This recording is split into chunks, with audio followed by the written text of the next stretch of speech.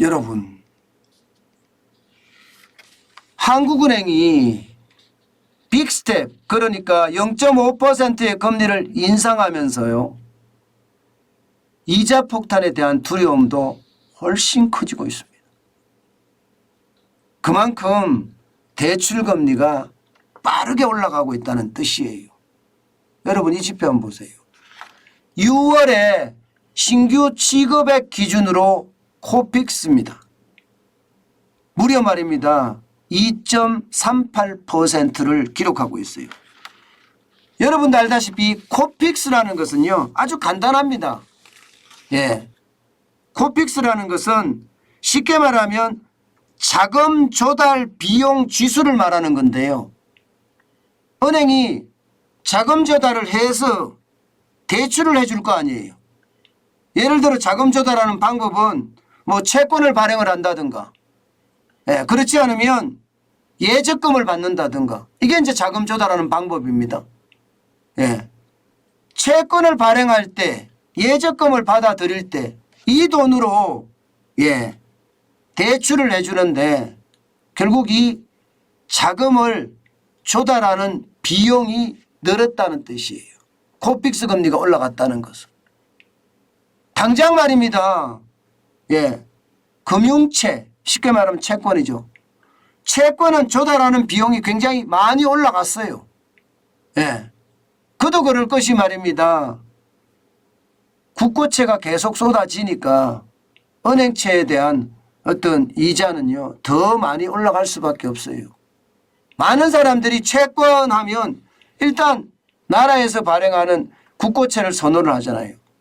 그 다음이 이제 은행채, 그 다음이 회사채인데 기본적으로는 은행채가 국고채보다 더 많이 올라가고요.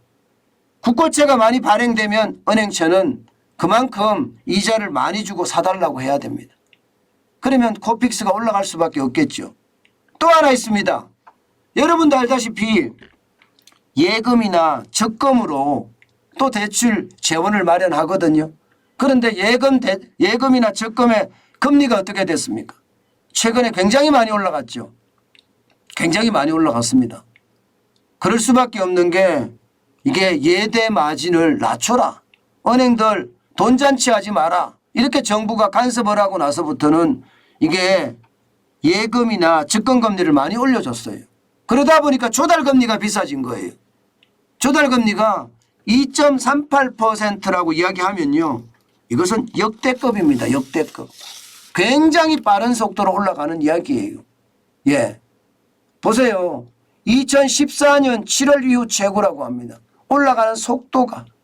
예, 이게 아무리 올라가도 0.4%까지 0.4%포인트가 올라가는 것은 극히 드문 일인데 이렇게까지 올라가니 여기에 대한 이자 부담은 어떻게 되겠습니까? 이자 부담은 굉장히 커질 수밖에 없습니다. 여러분도 보시는 것처럼 이 코픽스라는 게 2010년에 처음 도입이 되었거든요. 그때 이후로 사실상은요, 0.4라는 숫자는요, 최고 수치. 2021년 12월에 0.26이 올라간 적은 있지만 2022년 6월에 0.4는 전무후무한 일이다, 뭐 이렇게까지도 이야기합니다. 이렇게 되면 여러분, 조달금리가 올라가잖아요. 그러면 대출금리는 당연히 올라갈 수밖에 없겠죠. 대출금리는요, 여러분, 엄청나게 올라갑니다. 엄청나게. 조달금리 따라서 계속 올라갈 거니까요. 이게 말입니다. 이 코픽스가 지난해 12월만 하더라도 1.69였거든요. 이게 6개월마다 바뀌잖아요. 6개월마다. 지금 6월에 2.38이에요. 그러면 1.69일 때 말입니다. 예를 들어서 5억 원 정도를 주택담보대출을 받았다 치자고요. 그러면 이자 부담이 적어도 200만 원, 연 200만 원 정도 늘어나게 됩니다. 그런데 6개월이 지나면 변동금리는 또 바뀔 거 아니에요. 변동금리는 또 바뀔 거 아니에요. 바뀌면 말입니다. 적어도 0.7%포인트 정도는 더 높은 금리가 된다는 거예요. 0.7%포인트 정도는요. 그렇게 되면 실제 1년 이자는요, 240만 원이 아니라 200만 원이 아니라 결국 말입니다. 350만 원까지 늘어난다는 거예요. 그러면 1년에 이자만 350만 원이 더 늘어난다는 겁니다.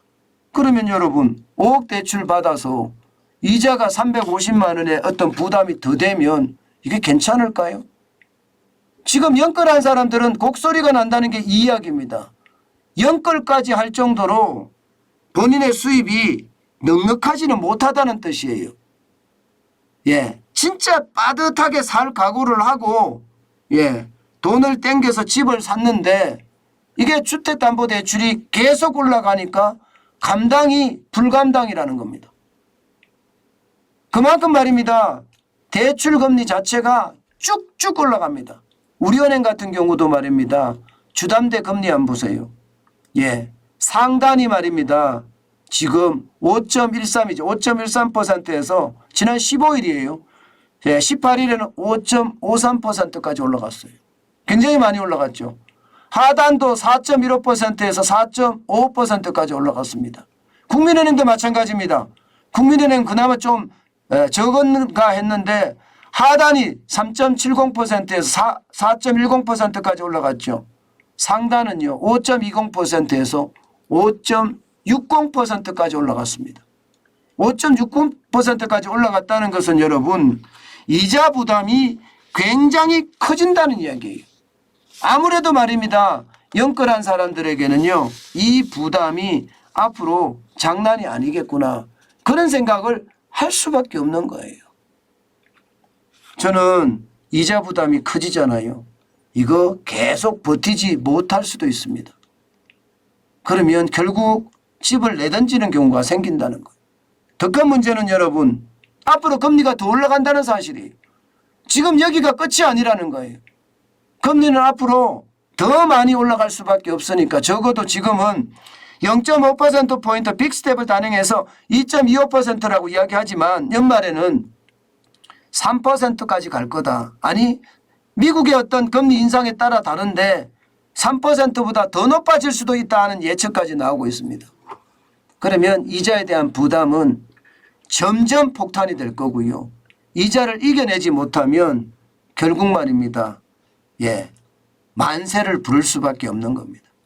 그렇게 되면 경제 전체가 굉장히 저는 위기를 맞지 않을까 그런 생각도 많이 해보고 있습니다. 제가 여러분들에게 그런 이야기 드렸잖아요. 자영업자가 버틸 수는 있다. 2년 1개월 동안 통제 방역을 했잖아요. 영업시간도 제한하고 사적 모임도 제한하고 그런데 이게 2년은 버틸 수 있지만 그 다음 2년을 과연 버틸 수 있겠느냐. 그 다음 2년에 경기가 활활 타오르면 버틸 수도 있다. 그러면 5년 정도 지나면 이게 자영업자들이 회복할 수가 있겠지만 그게 그렇지 못하면 경기가 침체되면 더 나빠질 거라고 제가 말씀을 드린 적이 있습니다. 그리고 그렇게 계속 말씀을 드려왔습니다. 지금 말입니다. 연끌족이 딱 그 모양새입니다. 지금 당장은 버틸 수 있지만 계속해서 경기가 나빠지고 이자율이 높아져서 금리가 더 세진다면 결국 자영업자들이 파산, 만세를 부르듯이 지금 연끌족도 만세를 부를 가능성이 점점 커진다는 사실입니다. 참 안타까운 현실에 마음이 우울해지네요.